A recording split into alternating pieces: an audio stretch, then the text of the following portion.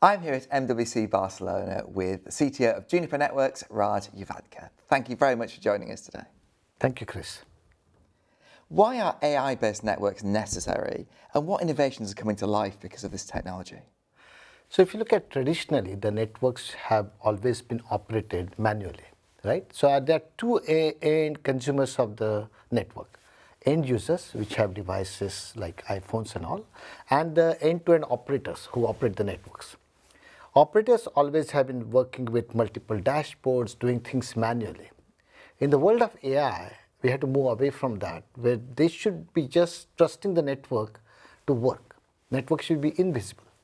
And if you look at end users, in the iPhone generation, people have got used to network that just works. On an iPhone, we don't care about it. So our idea behind AI for networking is to build this what we call modern AI native networking platform based on AI ops, which makes the network invisible by collecting right side of telemetry and using machine learning to make sure the network stays operational.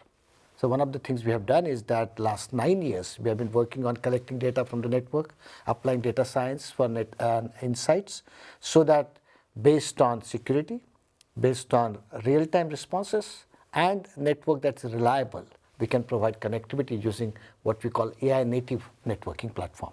It has really two aspects. One is apply AI for networking, so operations become simplified and automatic. And the other is networking for AI, so you can build networks to support AI. So you've been harnessing the power of AI to make connections better, but there's another side to this as well about AI workloads. Can you tell us a little bit more about that? That's a very good point. So if you look at generative AI, the latest revolution, it's all about training large language models. And when you train these models, you use clusters of GPUs. And this is the most expensive resource when you do that, right? And you have to keep them occupied. You cannot leave them stranded waiting for response from other GPUs. Then the network plays a very important role to provide very low latency, high throughput, reliable communication. That's a network fabric for training AI clusters. So what we are doing is that we have Apstra-based network automation. It really helps with two aspects of the network. Day zero, where it's intent-based. You express the intent and it automatically configures and designs the network. Then at day two, operational time, it continuously monitors the status of the network and checks it against the intent. If it deviates, it automatically corrects it. So that sort of closed-loop automation helps you create a network fabric that's right for the AI training models.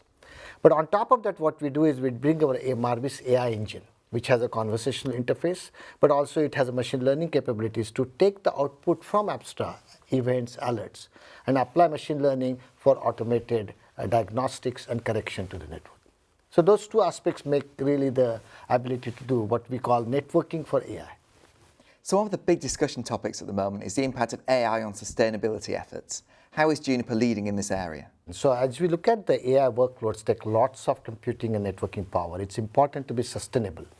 So as part of the Juniper Beyond Labs initiative, we are trying to make sure across all of our product development, we apply sustainable practices, including new designs. So apply machine learning, for example, to reduce the amount of power used by the network by observing where the hotspots in the network and which network parts are not being used, and using machine learning to start predicting usage and optimize the network. We are also doing that across decarbonization and circularity to reduce the amount of energy we use as in our operations, but also how we recycle the parts or components we use in our hardware platforms. Thank you very much for your insights today. Thank you, Chris.